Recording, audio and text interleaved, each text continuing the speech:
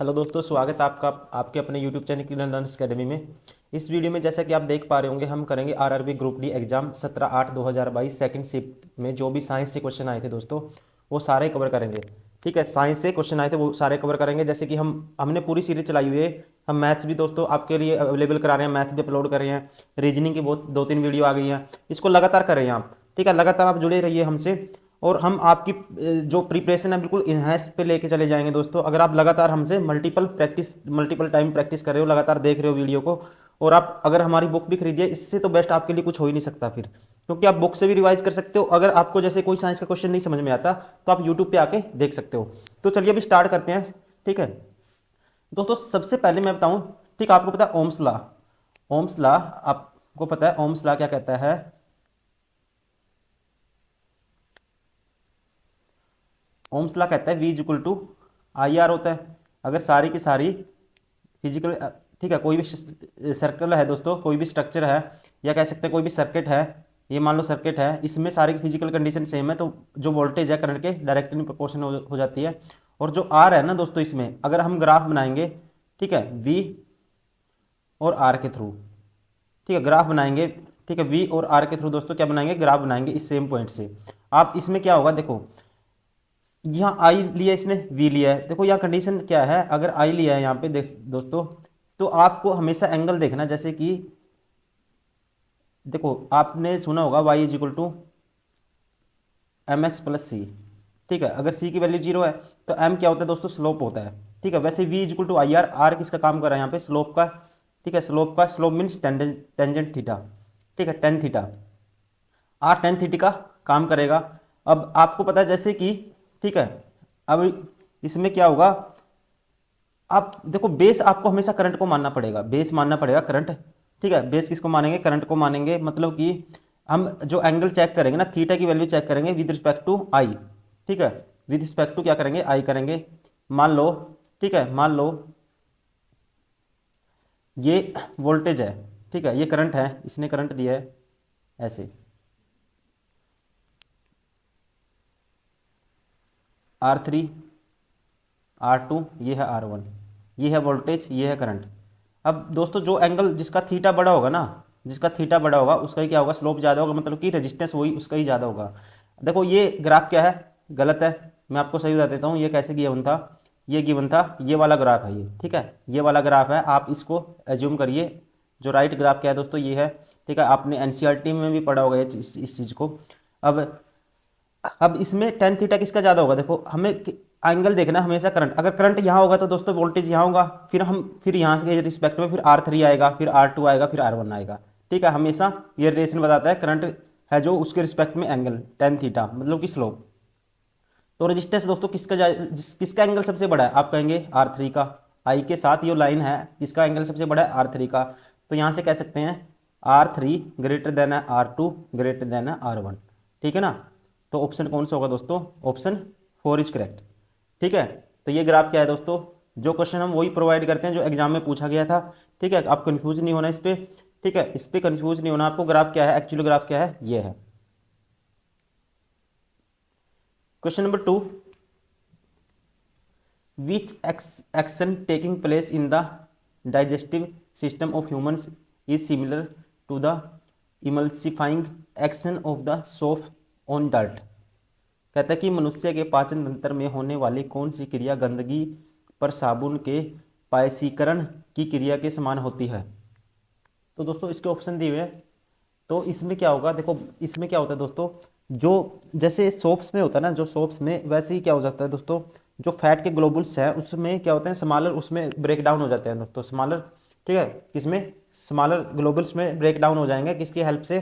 ठीक है, पित्त की हेल्प से, कह सकते हैं बाइल जूस की हेल्प से। इसमें क्या हो जाता है, या कह सकते हैं बाइल साल्ट की हेल्प से। ठीक है, breaking large fat globules into a smaller ones. Option first is correct. Question number 3, the distance between the focus and the center of curvature of a spherical mirror terms of the radius of curvature are in equal to। तो दोस्तों इसमें होता क्या है देखो, जैसे कि ये कॉन्केव मिरर है। ठीक है, ये है कॉन्वेक्स मिरर। अब ये कोई लाइन है, ठीक है, यहाँ है सेंटर ऑफ कर्वेचर मान लेते हैं। ठीक है, अब कोई लेंथ आएगी, इंसिडेंट रे आएगी दोस्तों, ये टकराएगी, कहाँ से पास होगी, ये एफ से। ठीक है ना, ये लेंथ होती है ना जो एफ की, ध्यान रखेंगे आप, ये हमेशा क्या होती है दोस्तों, ये होती है r/2। आर की क्या होती है दोस्तों, ये आधी होती है। ठीक है, एफ होता है r/2 दोनों कंडीशन में। ठीक है, आप ध्यान रखेंगे ऑप्शन कौन सा होगा, option second is correct. Question number 4, when chlorination of dry slaked lime take place dash will form has the main product. ठीक है, कहता है दोस्तों, हिंदी में पढ़ देता हूँ, जब शुष्क बुझे हुए चूने को क्लोरीनीकरण होता है तो मुख्य उत्पाद के रूप में क्या बनता है। तो दोस्तों ये बनता है कैल्शियम ऑक्सीक्लोराइड, ध्यान रखेंगे कैल्शियम ऑक्सीक्लोराइड बनता है। ठीक है, option second is correct. Question number 5, नीचे दिए गए चित्र का ध्यानपूर्वक अध्ययन कीजिए, निम्नलिखित में से कौन सा विकल्प नीले काले रंग की उपस्थिति के कारण की सही व्याख्या करता है। तो दोस्तों आप ध्यान रखेंगे, जब आयोडीन है, ठीक है, आयोडीन में जो आयोडीन मिक्स करेंगे पोटैटो जूस में।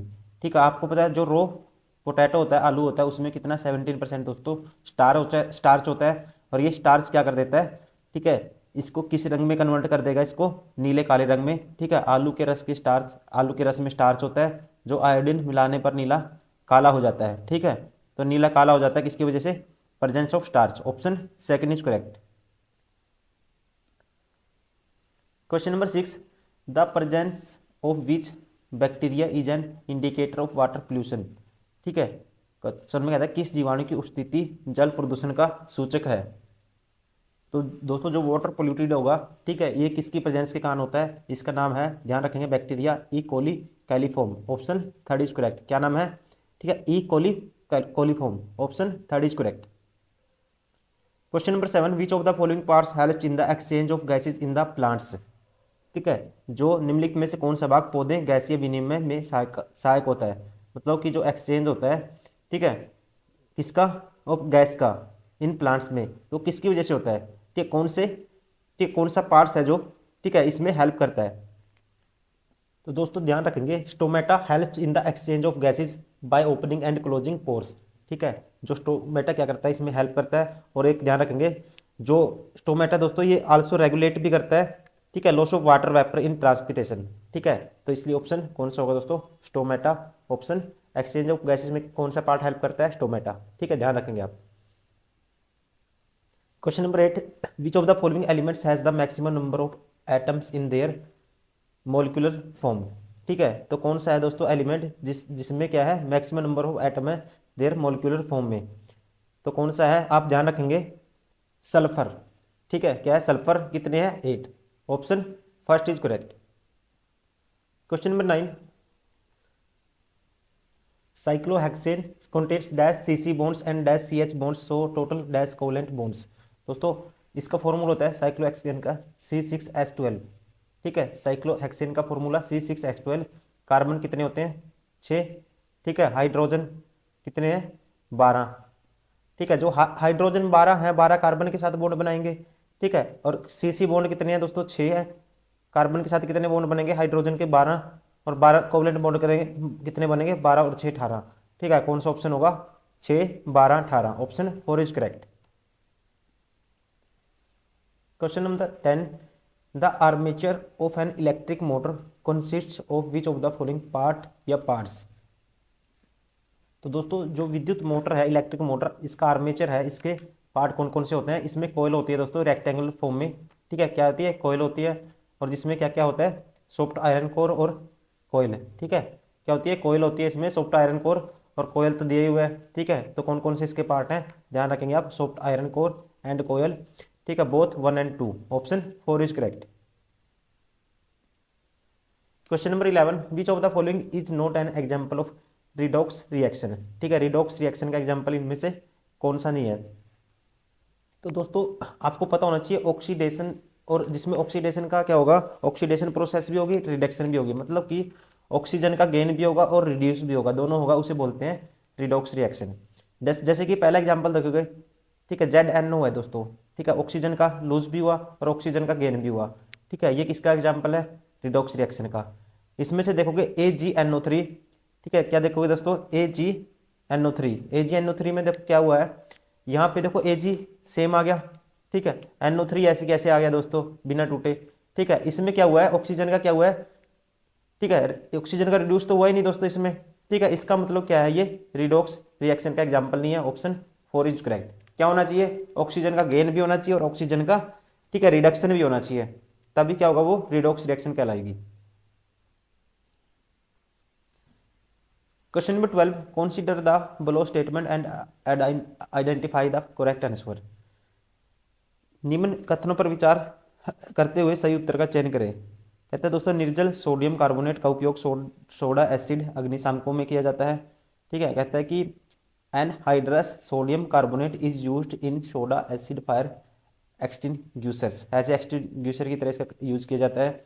और सेकंड कहता है, निर्जल सोडियम कार्बोनेट को जल में घोला जाता है और क्रिस्टलन जल के 10 अणुओं वाले धावन सोडा क्रिस्टल प्राप्त करने के लिए इसका पुनः क्रिस्टलन किया जाता है, ठीक है। अब ऑप्शन बताने दोस्तों कौन सा सही है, ठीक है। दोनों आप पढ़िए पहले अच्छे से, इसको एक बारी खुद से ट्राई करिए, सोचिए माइंड में कि इसका आंसर क्या होना चाहिए, अगर आपने थोड़ी बहुत केमिस्ट्री पढ़ी है तो। दोस्तों देखो पहले दिया हुआ है, दोबारा से पढ़ते हैं इसको। निर्जल सोडियम कार्बोनेट का उपयोग सोडा एसिड अग्निशामकों में किया जाता है दोस्तों, ठीक है। आप ध्यान रखेंगे, जो सोडियम बाइकार्बोनेट कार्बोनेट जिसे बेकिंग सोडा भी कहते हैं, इसमें एक कॉम्बिनेशन की तरह यूज करते हैं एक्सटिंग्विशर में, किसको, सोडियम बाइकार्बोनेट और एंड सल्फ्यूरिक एसिड को, ठीक है ना। तो इसमें ये वाला गलत होगा, ठीक है। इसमें कहता है कि कार्बोनेट का उपयोग सोडा एसिड शामकों में किया जाता है, निर्जल सोडियम कार्बोनेट का, निर्जल, ठीक है। बात किस की, हाइड्रस की, तो इसलिए गलत है दोस्तों। और सेकंड वाला सही है, ध्यान रखेंगे, निर्जल सोडियम कार्बोनेट का जल में घोला जाता है और क्रिस्टलन के 10 अणुओं वाले धावन सोडा क्रिस्टलन प्राप्त करने के लिए इसका पुनः क्रिस्टलन किया जाता है, ठीक है। सेकंड क्या है, anhydrous sodium carbonate is dissolve in water and या crystallise to get washing soda crystal containing 10 molecules of water of crystallisation, ठीक है। ये सही है दोस्तों, ध्यान रखेंगे आप, ठीक है। पहला क्या होगा, गलत होगा। क्वेश्चन नंबर 13, चुंबकीय क्षेत्र के अंदर स्थित धारावाही चालक पर लगने वाले बल ज्ञात करने के लिए प्रयुक्त फ्लेमिंग के बाएं हाथ के नियम के अनुसार अंगूठा और तर्जनी क्रमशः डैश और डैश की दिशाओं को निरूपित करते हैं। कहता है कि according to Fleming left hand rule. आपने अगर साइंस से नॉन मेडिकल किया है दोस्तों, आपको पता होना चाहिए क्वेश्चन का, ठीक है। अगर आपको याद है, Fleming left hand rule use to find the force on current carrying conductor placed inside the magnetic field, the thumb and the index finger represent the direction of dash and dash respectively, ठीक है। तो जो Fleming first hand rule में दोस्तों, जो हमारा, ठीक है, करंट कैरिंग कंडक्टर है दोस्तों, placed in side magnetic field में रखेंगे, जो thumb and index finger represent करेंगी, ये डायरेक्शन किस चीज़ की, ठीक है, क्या क्या बताएंगे, किस किस की डायरेक्शन बताएंगी,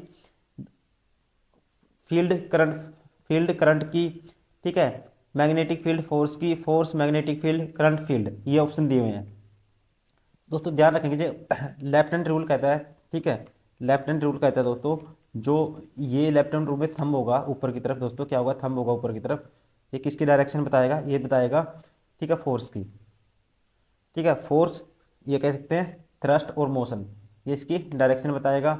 और जो इंडेक्स फिंगर होगी दोस्तों, ये बताती है, किसकी डायरेक्शन बताती है, मैग्नेटिक फील्ड की, मैग्नेटिक फील्ड की, ठीक है। ऑप्शन 3 इज करेक्ट, ठीक है। लेफ्ट हैंड रूल में फोर्स की डायरेक्शन अंगूठा बताएगा और जो इंडेक्स फिंगर होती है किसकी डायरेक्शन बताएगी, मैग्नेटिक फील्ड की।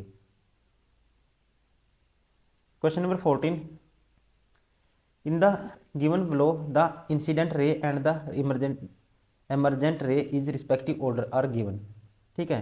ये ऑर्डर दिया हुआ है किसका, इंसिडेंट रे और एमरजेंट रे का, ठीक है। ये ऑर्डर हमें बताना है क्या होगा। तो दोस्तों ध्यान रखेंगे, जैसे ये ट्रायंगल है या कोई कह सकते हैं कोई ये वो है, सेफ है मान लो, या कहते हैं जैसे हम पढ़ते थे प्रिज्म है, अब कोई, ठीक है दोस्तों, ये रे आएगी ना जो, इसे बोलते हैं, यहाँ पे आएगी इंसिडेंट रे, ठीक है। ये ए था पॉइंट, ये है बी, ये बोलेंगे ए बी को बोलेंगे इंसिडेंट रे, ठीक है। ए बी को क्या बोलेंगे दोस्तों, इंसिडेंट रे। और उसके बाद जो रे इसके अंदर आएगी थोड़ी सी रिफ्लेक्ट होगी दोस्तों, यहाँ पे जो एंगल ऑफ डेविएशन बनेगा और यहाँ से जो निकलेगी रे, इसे बोलते हैं दोस्तों एमरजेंट रे, क्या बोलते हैं, ये सी डी है, क्या है, एमरजेंट रे, ठीक है, तो ऑर्डर क्या होगा दोस्तों, ABCD, option first is correct. Question number 15 sorry, an object placed at a distance of 25 centimetre from converging lens form a real and inverted image at 30 centimetre from the lens, the magnification produced by the lens is equal to.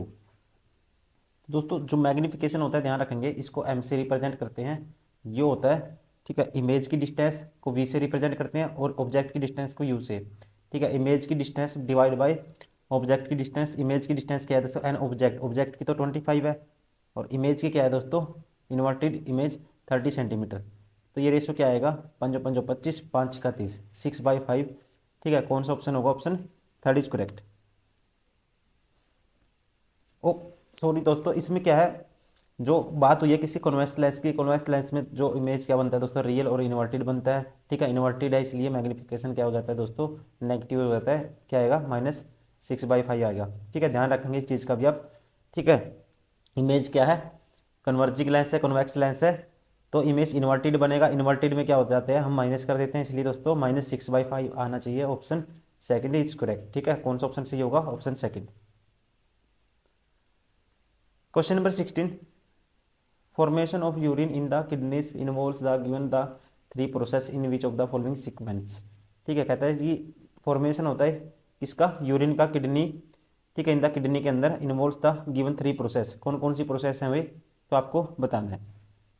तो दोस्तों 3 process कौन कौन सी होती है, पहले क्या होता है, फिल्ट्रेशन, ठीक है, फिल्ट्रेशन होता है, फिल्ट्रेशन के बाद सिलेक्टिव रीएब्जॉर्प्शन होगा, ठीक है, सिलेक्टिव जो, ठीक है, अवशेष है उसको दोबारा से फिर रीएब्जॉर्प्शन होगा उसका, और लास्ट में क्या होता है दोस्तों, इलिमिनेशन, ठीक है। क्या होता है, इलिमिनेशन या कह सकते हैं उन्मूलन, ठीक है। प्रोसेस क्या है, filtration, selective reabsorption, elimination, option second is correct. Question number 17, which of the following is not an example of asexual reproduction, कहते हैं कि इनमें से कौन सा या क्या अलैंगिक प्रजनन का उदाहरण नहीं है। तो दोस्तों ध्यान रखेंगे, जो ग्राफ्टिंग है, ग्राफ्टिंग क्या है, एक आर्टिफिशियल क्या है, ये मेथड है दोस्तों एसेक्सुअल रिप्रोडक्शन का, ठीक है, टू प्रोड्यूस प्लांट्स, ठीक है, प्लांट्स को प्रोड्यूस करने के लिए ये क्या है, एक आर्टिफिशियल मेथड है, इसलिए, ठीक है, ये किस में नहीं आता, it is an not an example of asexual reproduction. बाकी बडिंग, फ्रेगमेंटेशन, बाइनरी फिजन, ये सारे किसके एग्जाम्पल हैं, सेक्सुअल रिप्रोडक्शन के, ठीक है। कौन सा नहीं है, grafting, option third is correct. Question number 18, what is the total number of cells involve in electronic configuration of carbon, कहते हैं जो कार्बन है, ठीक है, उसमें क्या है, पूछा है total number of cells involve in electronic configuration of carbon, कितने नंबर ऑफ सेल हैं। कार्बन का इलेक्ट्रॉन, ये सॉरी, कार्बन का एटॉमिक नंबर दोस्तों क्या होता है, 6 होता है, 6 होता है, तो इसको लिखेंगे 1s2 2s2, ठीक है, 1s2 2s2 और फिर आएगा पी से, ठीक है, ऑर्बिटल 2p2, ठीक है। तो ऐसे लिखेंगे, तो इसका कितने सेल इन्वॉल्व हुए, एस एंड पी, मतलब कि 2, option 4 is correct.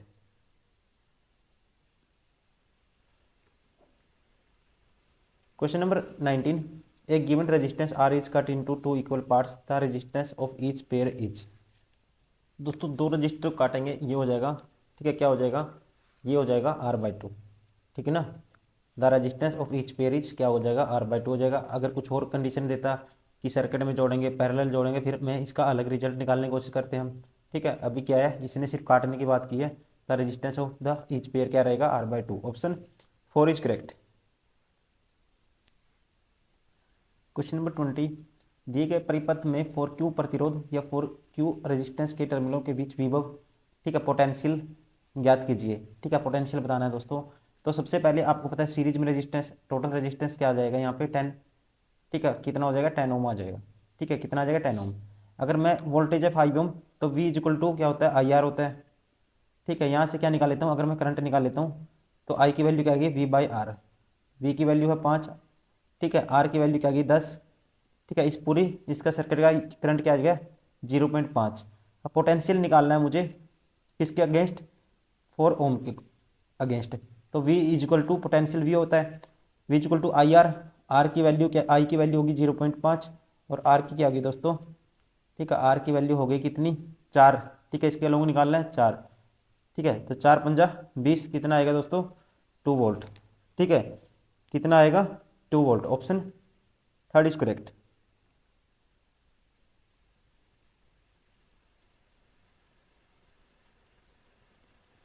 Question number 21, the distance between the pole and the centre of curvature of the spherical mirror in the term of focal length F is equal to. कहता है कि distance between the pole and the centre of curvature of a spherical mirror, ठीक है, spherical mirror में distance, किसके बीच में distance निकालना है, pole and centre of curvature in term of focal length F, ठीक है, is equal to.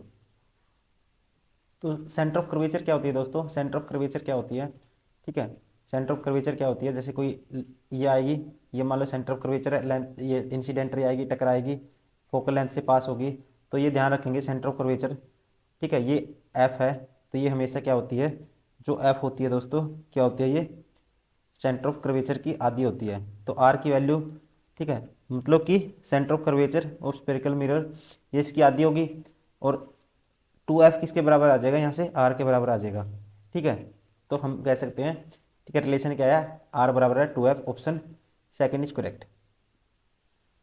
Question number 22, the during adolescence several changes occur in the human body, which of the following changes has the associated with the sexual matter maturation only in girls। कहता है किशोरावस्था के दौरान मानव शरीर में अनेक परिवर्तन होते हैं, निम्नलिखित में से कौन सा परिवर्तन केवल लड़कियों में लैंगिक परिपक्वता से संबंधित है।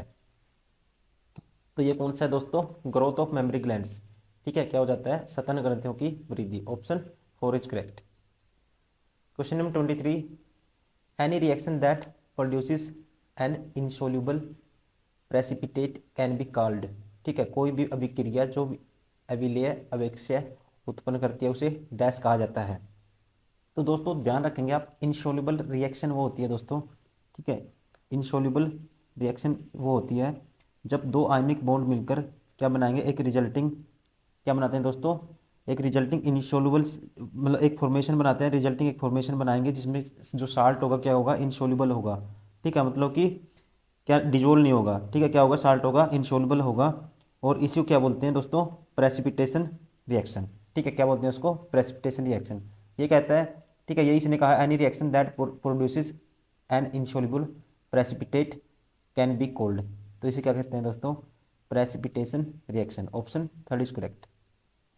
Question number 24, which factors led scientist to classify elements, ठीक है, कहता है कि किस कारक या कारकों ने वैज्ञानिकों को तत्वों के वर्गीकरण की ओर अग्रसर किया, ठीक, कौन से वो रीजन थे जिन्होंने, ठीक है, साइंटिस्ट को ठीक है, अग्रसित किया, कह सकते हैं लीड किया टू क्लासिफाई एलिमेंट्स। तो देखो 3 ऑप्शन दिए हैं, various methods of synthesis of elements, various sources of elements, various properties of elements, ठीक है, तो आप खुद से पहले सोचिए इसको।